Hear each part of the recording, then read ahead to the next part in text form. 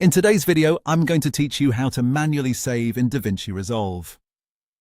If you're editing a project and want to make sure your progress is stored right away, manually saving is one of the simplest and most important things you can do. Even if your software has autosave options available, knowing how to save your project yourself gives you more control and helps you avoid losing recent changes. To manually save in DaVinci Resolve, start by looking at the top left corner of the screen. There, you'll see the File menu. Go ahead and click on File to open the drop-down menu. This menu contains several project-related options, including the one you need to save your work. Once the File menu is open, look through the list and click Save Project.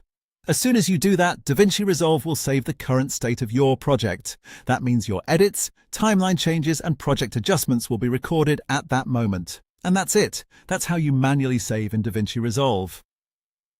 A helpful tip is to get into the habit of saving regularly while you work, especially after making important edits or changes. Manual saving is a quick action, but it can make a big difference in protecting your work during longer editing sessions. Also, keep in mind that saving your project is different from exporting your final video.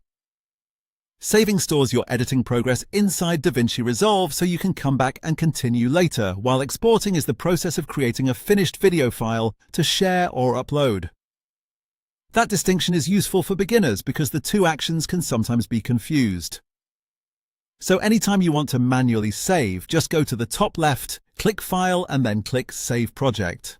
It's a very simple process, but it's an essential one to know if you're working in DaVinci Resolve.